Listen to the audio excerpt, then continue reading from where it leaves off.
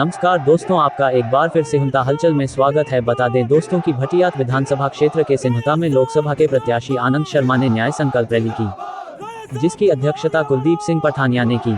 पठानिया ने भटियात विधानसभा की जनता को संबोधित करते हुए बताया कि आनंद शर्मा इससे पहले 4 बार राज्यसभा सांसद रह चुके हैं और हमेशा हिमाचल के हक हकूक की बात रखते हुए आए हैं।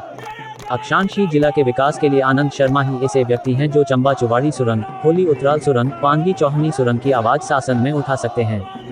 इससे पहले भारतीय जनता पार्टी के सांसद रहे हैं, वह जिला चंबा की आवाज को सांसद में नहीं उठा पाए, जिसका खामियाजा आज चंबा की जनता उठा रही है। कांग्रेस पार्टी की सरकार बनते ही जो आपदा राशि थी उसे 1.5 लाख थी, उसे 4 लाख रुपए की। जो हिमाचल प्रदेश में बच्चे अपने माता पिता खो चुके हैं, उनके लिए सरकार ने सुखाश्रय खोले गए। गत वर्ष जो हिमाचल प्रदेश में आपदा आई थी, उस समय भारतीय जनता पार्टी के नेता कहां थे? भाजपा के लोग बताए कि उस आपदा के समय के केंद्र से कितना बजट हिमाचल प्रदेश के लिए लेकर आए, वह जनता के समक्ष अपना रिपोर्ट कार्ड पेश कर बताए। इस मौके पर चंबा कांगड़ा के कांग्रेस प्रत्याशी आनंद शर्मा ने भटियात की जनता को संबोधित करते हुए कहा कि भारतीय जनता पार्टी यह बताना चाहती है जो भारत बना है वह केवल भाजपा ने ही बनाया है। उन्हें हम बताना चाहते हैं परमाणु शक्ति, अंतरिक्ष शक्ति और 2 युद्ध भारत ने जीते हैं। उन्होंने कहा कि कांग्रेस पार्टी कभी भी झूठ की राजनीति नहीं करती है, जो कहती है वह करती है। समूचे भारत में मनरेगा लाई जिसके लिए कानून बनाया, खाद्य सुरक्षा लाई जिसके लिए भी कानून बनाया, महिलाओं की सुरक्षा के लिए भी कानून बनाया। कांग्रेस जो वादा करती है उसे अंगी जामा पहनाकर जनता के आगे पेश किया जाता है। भारतीय जनता पार्टी ने पिछले 10 सालों में कभी महंगाई, बेरोजगारी पर कभी बात नहीं की, वह केवल राम मंदिर व आपसी भाईचारे में लकीरें खींचने का काम कर रही है। हिंदू को मुसलमान से लड़ाया जा रहा, सिख को ईसाई से लड़ाया जा रहा है। देश में कोई भी बड़ा प्रोजेक्ट के बारे में बात नहीं कर रहे जिससे युवाओं को रोजगार मिल सके। कांग्रेस पार्टी यह वादा करती है कि हिमाचल प्रदेश व चंबा कांगड़ा में बड़े उद्योग स्थापित हों, चंबा में स्वास्थ्य सुविधाओं में और सुधार हो, चंबा में बड़े शिक्षण संस्थान खोले जाए जिससे आज का युवा शिक्षित हो, उसको रोजगार मिले और देश को आगे बढ़ा सके। उन्होंने भटियात की जनता से अपील की है कि बूथ स्तर पर जाकर कांग्रेस की नीतियों के बारे लोगों को जागरूक करना है और कांग्रेस पार्टी के पक्ष में वोट करवाना है। इस मौके पर हरियाणा के पूर्व मुख्यमंत्री भूपेंद्र सिंह हुड्डा, शाहपुर के विधायक केवल सिंह पठानिया मौजूद रहे। देखें सिहुंता हलचल, भटियात से नागेश पठानिया की रिपोर्ट।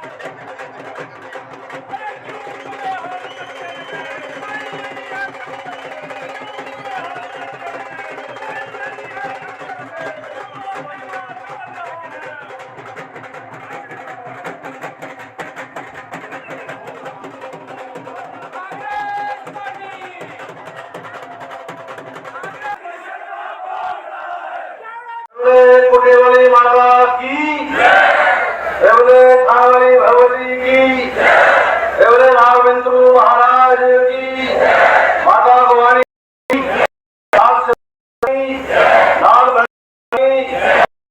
माता की, माता पहलवानी की। धन्यवाद। हमारे आज के इस कार्यक्रम में विशेष रूप से हमारे बीच उपस्थित कांग्रेस पार्टी के वरिष्ठ नेताओं में से और हरियाणा प्रदेश के बहुत ही लोकप्रिय और वहां पर लगातार 10 वर्ष तक मुख्यमंत्री रहे, जो आज हमारे इस कार्यक्रम में विशेष रूप से उपस्थित है, माननीय भूपेंद्र सिंह हुड्डा जी। आपका भटियात चुनाव क्षेत्र के सिहुंता गांव में हार्दिक अभिनंदन, स्वागत है। यहाँ मंच पर असीम हमारे अजीज और अब तो आप सबके भी अजीज, क्योंकि पिछले 15-18 दिनों में दोनों जिलों में जिस तरह से क्रांतिकारी तरीके से आपने प्रचार किया है और आपके उन क्रांतिकारी विचारों को सुनने के बाद जो जज्बा चंबा और कांगड़ा में पैदा हुआ है, मैं कह सकता हूं आप ही हमारे एमपी होंगे, आप ही हमारे एमपी होंगे। आपका भारी बहुत समर्थन मिला है। ये 26,000 लोग, जिसमें आज जो है 4-5 हजार संगठन के साथियों के रूप में यहाँ उपस्थित हैं। मैंने एक बार या अनेकों बार कहा है, हिमाचल प्रदेश की विधानसभा में पिछले विभिन्न परिस्थितियों में भी और इस बार 5वीं बार हिमाचल प्रदेश की विधानसभा में आप सबके सहयोग, आशीर्वाद, समर्थन से मैं पहुंचा हूं और आप सबको विश्वास दिलाना चाहता हूं कि कुलदीप सिंह चट्टान की तरह आप सबके साथ हर परिस्थिति में खड़ा रहेगा। ये मैंने पहले भी कहा, भी कहता हूं। और अब तो ये मैंने 9 इलेक्शन तो लड़ लिए और 9 पार्लियामेंट के लड़ा दिए, 18 और 1977 में मैं पोलिंग एजेंट था, क्योंकि मेरी आयु मात्र 19 वर्ष थी।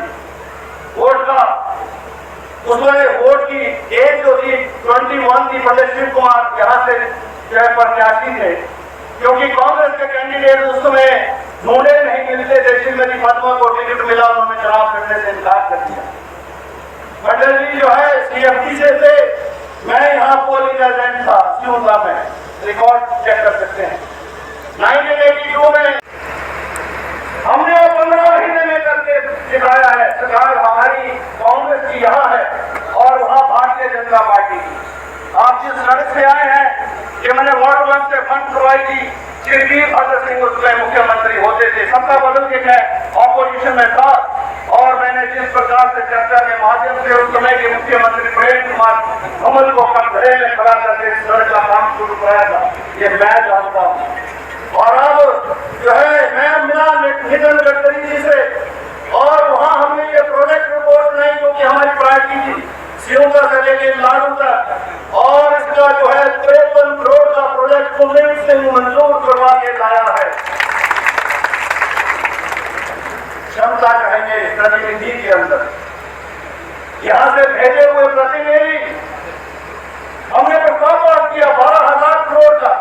हिमाचल प्रदेश आपदा में है, घोर संकट में है, हमारी इमदाद के लिए केंद्र सरकार को भेजा। हिमाचल प्रदेश की विधानसभा में 3 दिन तक लगातार चर्चा हुई, सभी सम्मानियों को मौका दिया गया और मौका ही नहीं दिया गया, ऑपोजिशन के लोगों को ज्यादा बोलने का मौका दिया। और शिकायत रहती है कभी कभी सिंह भाई की कि आप ऑपोजिशन के लोगों को ज्यादा समय देते। मैंने कहा दूंगा और देता भी रहूंगा, क्योंकि ऑपोजिशन से तो पता लगेगा कि हमारी कारगुजारी क्या है। इनको बोलने दो, जितना बोले अच्छा है। कम से कम आप जवाब देकर इनको पटकनी तो दे सकते हो, इनके मन में कुछ रहना नहीं चाहिए। और जब कभी जो है पानी सर से ऊपर जाता है, तो मैं अपने अध्यक्ष के जो कर्तव्य है उनका भी निर्वहन करता हूँ, जो अभी हाल में मैंने किया। अभी हाल में मैंने किया था, आप जानते हैं ऑपरेशन लोटस हुआ, घोड़ा साहब। ऑपरेशन लोटस गोवा में कामयाब हो गया, ऑपरेशन लोटस जो है महाराष्ट्र में कामयाब हो गया, ऑपरेशन लोटस बिहार में कामयाब हो गया। एक समय कर्नाटक में भी प्रयास हुए, राजस्थान में भी प्रयास हुए, लेकिन श्री जोशी साहब ने फेल कर दिया। और उसी प्रकार से जो है हिमाचल में भी षड्यंत्र के माध्यम से, के माध्यम से हमारे जो है 9 माननीयों को खरीदा गया और उसमें से 6 जो थे वो कांग्रेस पार्टी से संबंधित थे। और आप हैरान होंगे, आप तो जानते हैं उनको, उनको परिवारों को भी जानते हैं। पंडित संतराम से कोई पुराना कांग्रेसी हिमाचल प्रदेश में हो नहीं सकता, उसके लगते जिगर भी ऑपरेशन लोटस का हिस्सा बने। ऐसे ऐसे लोग जो पुरुष कांग्रेस के साथ खड़े रहे, कांग्रेस के सर पर जो है उन्होंने नाम कमाया, शोहरत कमाई, उन्होंने भी कांग्रेस की पीठ पर छुरा फांकने का प्रयास किया। लेकिन उनको मालूम नहीं था ऊपर बैठा हुआ कौन है। ऊपर तो भगवान है, उससे नीचे वाली कुर्सी पर विधानसभा में कुलदीप सिंह बैठता है, जो विक्रम भाई पटेल की कुर्सी है। हमारी विधानसभा का इतिहास है। और जब पेप्सू आप भी हमारे साथ थे, आपके साथ थे, हम तो हिमाचल तो छोटा भाई है पंजाब पेप्सू। और जब लिमिटेड गवर्नमेंट में हिमाचल जो था वो जो पार्लियामेंट के लिए समर जो है सेशन वहां लगता था लिमिटेड गवर्नमेंट में 145 का जब हाउस होता था, विक्रम भाई पटेल जब पहली बार अध्यक्ष के रूप में वहां पर निर्वाचित हुए। मैं उस कुर्सी पर बैठता हूँ, उसी पर विक्रम भाई बैठते हैं। और मुझे मालूम था, मैंने कहा भाई मैं देख रहा था, मैं क्या कोई भी षड्यंत्र जो है हम कामयाब नहीं होने देंगे। मैंने माननीय मुख्यमंत्री जी से कहा आप जाइए विधानसभा की अपनी कुर्सी पर बैठिए, सभी विधायकों को कहिए कि आप वो अंदर कुर्सी पर बैठे, और वो अंदर कुर्सी पर बैठे तो बहुत कांग्रेस के पास तो आपके बीच में आकर जो बातें कहनी थी वो कही है। और मैं विश्वास से कह रहा हूं, अब आप सबके विश्वास से कि आप सब जो है मेरा जो दिया गया वायदा है आनंद शर्मा जी को उसको निभाएंगे, ऐसा मुझे पूर्ण विश्वास है। जो इसके साथ है हाथ बना करें।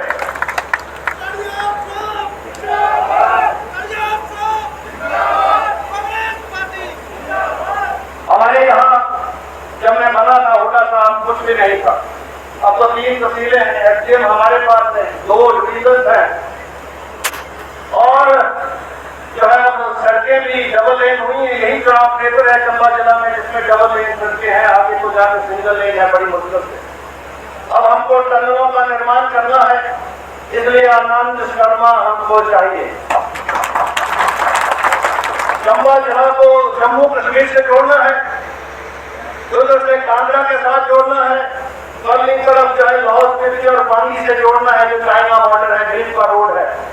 इसलिए जो है 4 टनलों का निर्माण होगा।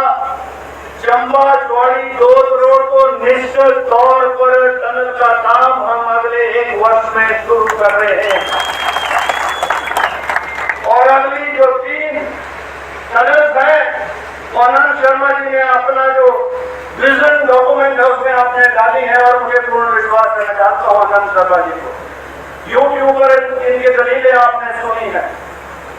और किसी की जरूरत नहीं हो सकती कि आनंद शर्मा लोकसभा में खड़े हों और वहां लोकसभा के अंदर सन्नाटा ना हो। अरे जब ये अपने विचारों की अभिव्यक्ति करते हैं, मैं जानता हूं लोकसभा इनको सुनती है। कोई भी राजनीतिक होगा, राजनीतिक पार्टी का व्यक्ति होगा, क्योंकि हम उस विचारधारा से संबंधित करते हैं जो पंडित जवाहरलाल नेहरू जी ने इस देश में भी श्यामा प्रसाद मुखर्जी को अपने कैबिनेट में रखा, जो संस्थापक मेंबर है भारतीय जनता पार्टी के। वो उनके कैबिनेट के मंत्री थे। अटल बिहारी वाजपेयी जिनको तो सम्मान हमारे नेता देते थे, शायद वर्तमान प्रधानमंत्री उनको सम्मान नहीं देते। इसलिए हम तो उस विचारधारा से हैं कि जो निंदक है उसको साथ रखो ताकि आपको अपनी कमियों का एहसास होता रहे। 500 करोड़ रुपए का पैकेज दिया, इसका मतलब आपने 1600 दिए, बाकी तो हमने अपनी जेब से खर्चे, बाकी तो हिमाचल प्रदेश के खजाने से खर्चे और लोगों की इमदाद की। अरे 1 लाख जयराम जी की सरकार, आदरणीय नरेंद्र मोदी जी की सरकार 2022 में भी कपड़ोटी घाटा में, सलों में, जटरू में, चढ़ाना में, त्रिमत में गांव धसे, लोगों के घर फटे। कितने पैसे मिले थे जयराम जी बता दें, भारतीय जनता पार्टी के जो स्थानीय नेता वो बता दें। अरे आपने 1 लाख 1.25 लाख से ज्यादा किसी को दिया नहीं, तो फिर किसके? श्री सुखविंदर सिंह सुक्खू ने वही 1 लाख बढ़ाकर 7 लाख जो है उन क्षतिग्रस्त मकानों को दिए हैं, और सबको मिले हैं, सबको मिले हैं, चाहे वो भारतीय जनता पार्टी से संबंधित था, चाहे वो कांग्रेस पार्टी से संबंधित था। उल्टा साहब मैं ये कहता हूँ, सुखविंदर सिंह सुक्खू की सरकार, अरे जहां हिमाचल प्रदेश के बनने बनाने में डॉक्टर वाई.एस. परमार जी का बहुत बड़ा योगदान रहा है, हिमाचल के वर्तमान स्वरूप को सुधारने में आदरणीय वीरभद्र सिंह आनंद शर्मा जी आपका बहुत बड़ा योगदान रहा है। और जब देश में सामाजिक सुरक्षा के कार्यक्रमों की चर्चा होगी, श्री सुखविंदर सिंह सुक्खू को जो है हिमाचल प्रदेश को हमेशा याद रखेगा।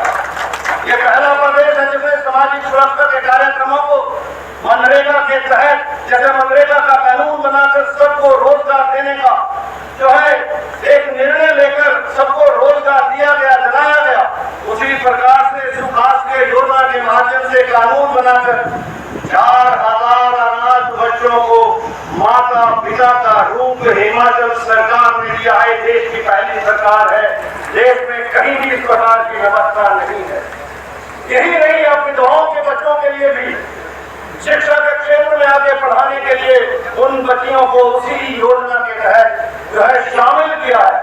आज हमारी महिलाएं, ये पहली सरकार है देश की जिसने 15 महीने में 6 गारंटियां पूरी कर दी है, लगभग सारी गारंटियां पूरी कर दी है। 10 तो दी थी हमने। अरे ओपीएस देने वाला ये पहला प्रदेश है। कांग्रेस के जिन प्रदेशों में, राजस्थान में, छत्तीसगढ़ में ओपीएस मिला था, उनको भारतीय जनता पार्टी की सरकार बनने के बाद वापस ले लिया गया। आज आईएएस ऑफिसर, आईपीएस ऑफिसर जो है न्यू पेंशन स्कीम में है 2003 ऑनवर्ड, चाहे वो प्रदेश में सेवाएं दे रही है, चाहे पंजाब में दे रही, चाहे हरियाणा में दे रही, चाहे दिल्ली में दे रही, वो ओपीएस में शामिल नहीं है। और वो कान में खुशफुसाहट करते हैं हमारे में भी कभी कभी कि कभी मोदी साहब को भी समझा दो कि इसको यूनिफॉर्म कर दे। हमने ओपीएस दिया, हमने महिलाओं को 1500 रुपए सम्मान राशि हिमाचल प्रदेश की 50% पॉपुलेशन को देने का जो है संकल्प लिया था, जिसको हमने पूरा किया है। अरे आप सब फॉर्म भर रहे हैं, मैं जानता हूं, और जयराम जी को कष्ट था, इलेक्शन कमीशन के यहाँ कंप्लेंट हुई, लेकिन कंप्लेंट होने के बावजूद जब हमने वास्तविकता बताई कि हमने 440 करोड़ रुपए का बजट जो है इस योजना के लिए रखा है, तो इलेक्शन कमीशन ने उनका ऑब्जेक्शन रद्द किया और हमारी अपील मंजूर हुई। दोबारा से उन बहनों को जो है 1500 रुपए राशि जो है उनके खातों में अप्रैल और मई की 3000 रुपए आपके खाते में जाएगी, ऐसा मैं इस मंच के माध्यम से कहना चाहता हूँ। देश बड़ा है, बहुधर्मी है, बहुभाषी है, 30 सूबे हैं हमारे देश के अंदर, 18 भाषाएं संविधान मांगता है, हर एक इलाके की अपनी एक पहचान है, और जो अलग भाषाओं का मैंने जिक्र किया उनका भी एक इतिहास है, साहित्य है और सम्मान। 2 दल सामने हैं, एक भारतीय राष्ट्रीय कांग्रेस, दूसरी तरफ से भारतीय जनता पार्टी। कांग्रेस की सोच एक समावेशी सोच है। कांग्रेस ने आजादी के संग्राम की अगुवाई की, त्याग किया, कुर्बानियां की थी और आजादी के बाद के भारत का निर्माण किया। मैं उस पीढ़ी का हूं जिसके आजादी के बाद हर दशक में भारत को बदले देखा, बड़ी संस्थाएं बदली देखी हैं हिंदुस्तान के अंदर, बड़े बड़े मुकाम पर मंजिलें हासिल करी देश में। जो सोच की राज्य निर्माताओं जवाहरलाल नेहरू जी, उनके साथ जो आजादी के संग्राम में महात्मा गांधी की अगुवाई कर रहा था, अंग्रेजी साम्राज्य को चुनौती भी दी थी, शिकस्त भी दी थी, के साथ सरदार वल्लभ भाई पटेल, गोविंद वल्लभ पंत, मौलाना आजाद, उसी संग्राम में सुभाष चंद्र बोस और अन्य बड़े नेता आपके और मेरे देश की आजादी के लिए लड़े थे। आज एक बात को जानना जरूरी है, जब आप मतदान करेंगे कि क्यों ये चुनाव खास महत्व रखता है, क्योंकि दुनिया का भी सबसे बड़ा चुनाव हिंदुस्तान का नहीं है। 100 करोड़ मतदाता इसमें वोट डालेंगे। अगर आप अमेरिका जो सबसे शक्तिशाली देश है, सबसे अमीर मुल्क है, और पूरा यूरोप, ये दोनों की आबादी को जोड़ दें, उससे भी 20 करोड़ ज्यादा हिंदुस्तान का वोटर है, जो फैसला करेगा अपने 5 साल का कि क्या दिशा होगी क्या रूपरेखा बनेगी, क्या नीति बनेगी, जिस पर आगे सरकार बने और आपके और मेरे हिंदुस्तान को लेकर आगे चले। आपको अपने वोट के महत्व का समझना है। आजादी के संग्राम में जो वचन दिया गया था वो पूरा किया गया, संविधान बनाकर, बराबरी का हक देकर, जिसको पुख्ता किया, मजबूत किया आपकी वोट के अधिकार ने। इसमें कोई परहेज नहीं। तो संविधान मानता है कि चाहे आप किसी भाषा के भोगते हो, किसी इलाके के हो, पुरुष हो महिला हो, अमीर हो गरीब हो, सब बराबर है, आपके अधिकार बराबर हैं, जिनको कोई छेड़ नहीं सकता जब तक संविधान मजबूत है, जब तक हिंदुस्तान का संविधान कायम है। मैं क्यों ये कह रहा हूं?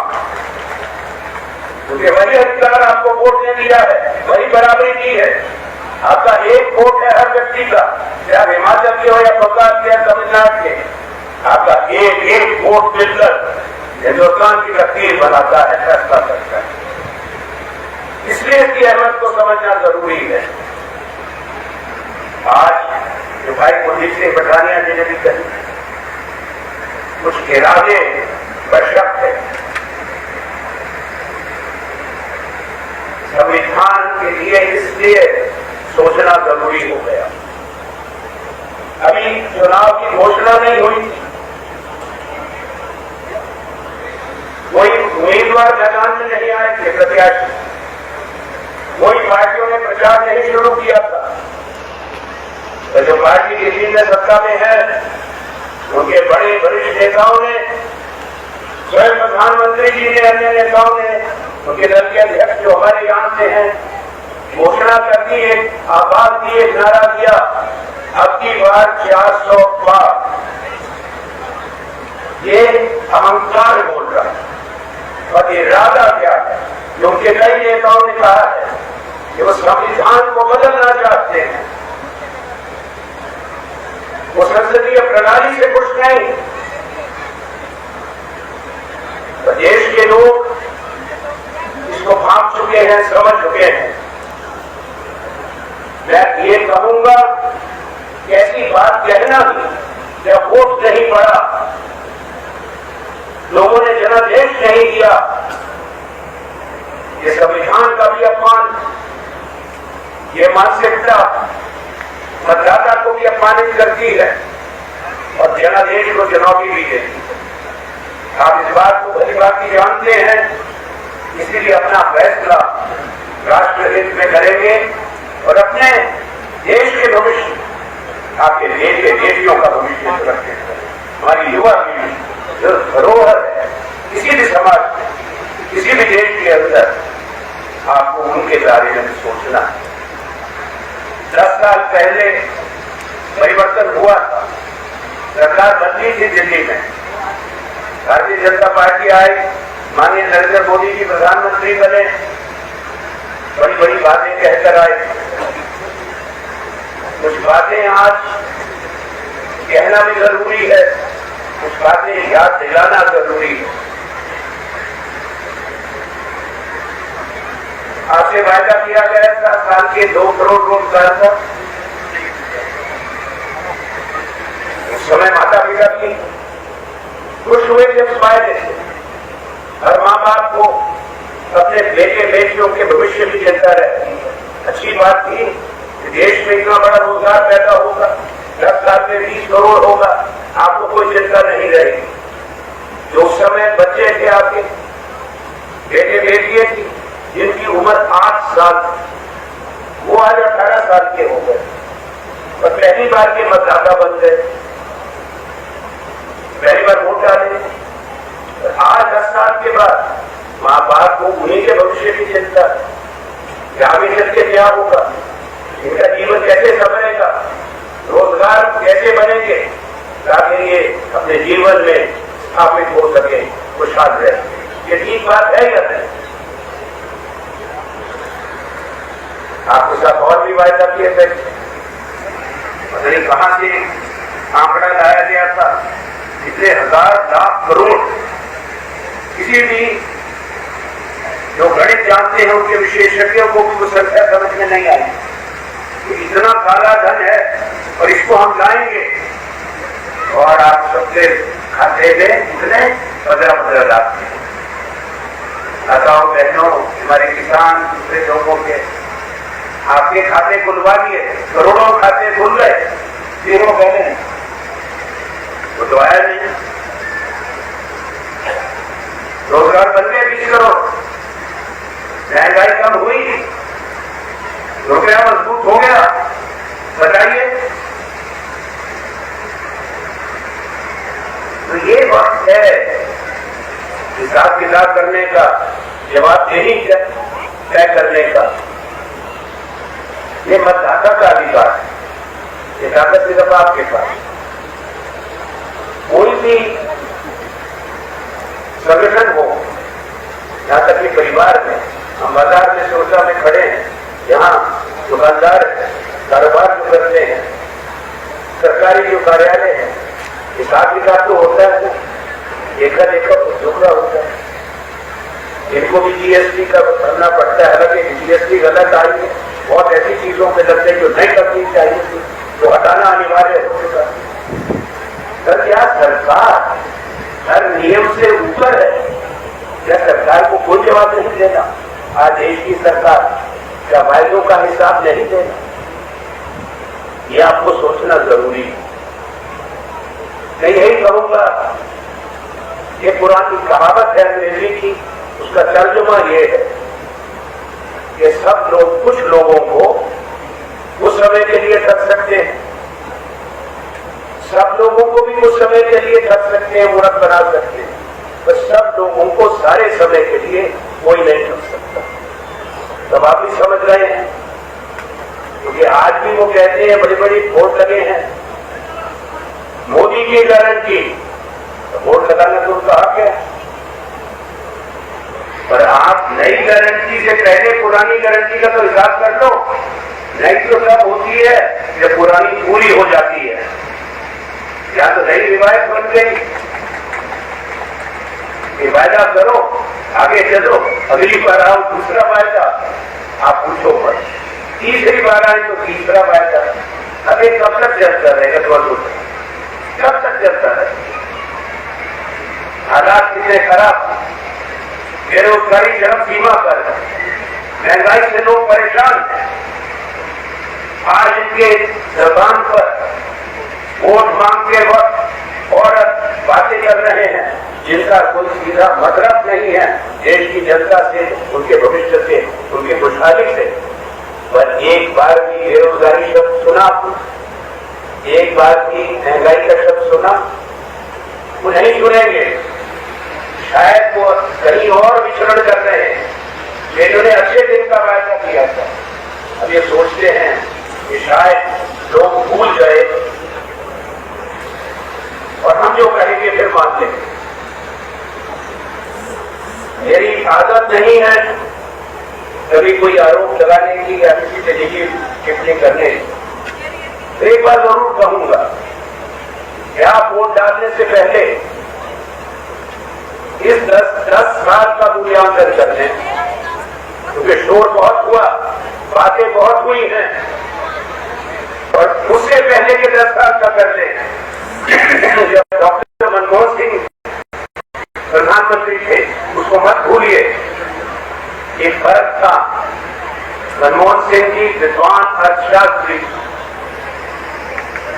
उनके कार्यकाल में बहुत बड़े फैसले किए गए कि देश की इकोनॉमी बड़ी मजबूत हुई, भारत की जीडीपी 4 गुना बढ़ गई थी। ये इस 10 साल में दुगनी नहीं हुई है, ये समझ लीजिए। तो कहते हैं हमने बहुत कुछ कर लिया, पर ये दुगना नहीं कर पाए। हमारी सरकार ने, मनमोहन सिंह जी जब प्रधानमंत्री थे, सोनिया गांधी की अध्यक्षता थी, जो बड़े फैसले किए, उसमें सूचना का अधिकार देना था, जो सिर्फ एमपी और एमएलए कर सकते थे, वो आपको अधिकार मिला। सही कह रहा, राइट टू इंफॉर्मेशन। मनरेगा लाए, कानूनी अधिकार दिया रोजगार गारंटी का। खाद्य सुरक्षा का कानून बनाया, अधिकार दिया, स्वास्थ्य और शिक्षा का अधिकार दिया। आप सोचिए कि उनके कार्यकाल में कांग्रेस सरकार ने किया है। अगर अभी महामारी आई थी कोविड की, अगर मनरेगा ना होता, खाद्य सुरक्षा का अधिकार ना होता, तो देश के गरीब और मजदूर का क्या होता? आपने वो दर्दनाक खौफनाक दृश्य देखे थे जब अचानक लॉकडाउन लगा था। लाखों मजदूर सैकड़ों हजारों किलोमीटर पैदल अपने गांव की तरफ जाने को मजबूर हुए थे। तब बचाव किसने किया? इन्हीं खाद्य सुरक्षा के अधिकार ने और मनरेगा ने। हमने अब जो अपना नया मैनिफेस्टो लाए हैं कांग्रेस, जिसको न्याय पत्र कहते हैं, उसमें जो मुख्य बिंदु है उसमें मनरेगा का भी बढ़ाने का किया है। आज जो मनरेगा के दिन कम कर दिए गए हैं वर्तमान सरकार ने, हम उसको 400 रुपए करेंगे। जो खाद्य सुरक्षा में राशन मिलता है उसको हम दुगना करने जा रहे हैं, 5 लाख से 10 लाख करने जा रहे हैं। ये हमने हमारी प्रतिबद्धता है। फिर मैं अभी सिर्फ 10 साल की तुलना कर रहा था। अगर आप देखेंगे देश ने जो उपलब्धि उस समय की है और 30-10 साल का फर्क है। इस 10 साल में पिछले 70 साल को कोसा गया। ये देश में कुछ नहीं था, भारत कमजोर देश था। किस देश को कमजोर कहते हैं? जो देश परमाणु शक्ति था, जो देश अंतरिक्ष शक्ति था, जिस देश की इतनी मजबूत इकोनॉमी थी,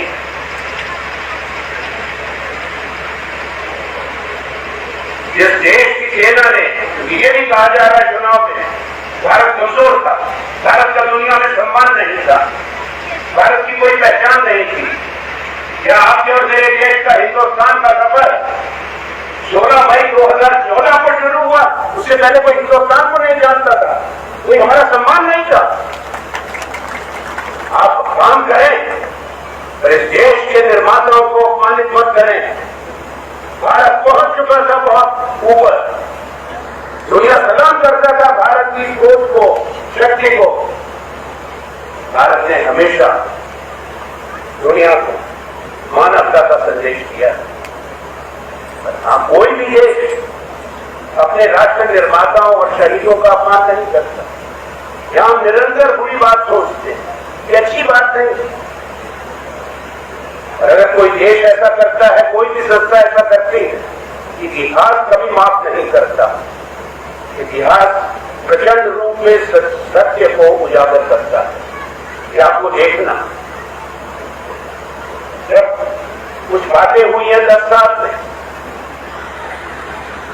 उनको याद करेंगे आप। 3 बातें अगर सिर्फ कहूं, जिनको भूलना कभी नहीं। जो न्याय हुआ एक 8 नवंबर 2016 का तुगलकी फरमान, जिसने देश की 86% पैसे को खत्म किया था, वो नोटबंदी का फैसला, जिसने देश को कलंकित किया था कि भारत की अर्थव्यवस्था काले धन पर, अपराध के पैसे पर टिकी है और ये पैसा आतंकवादियों को जाता है।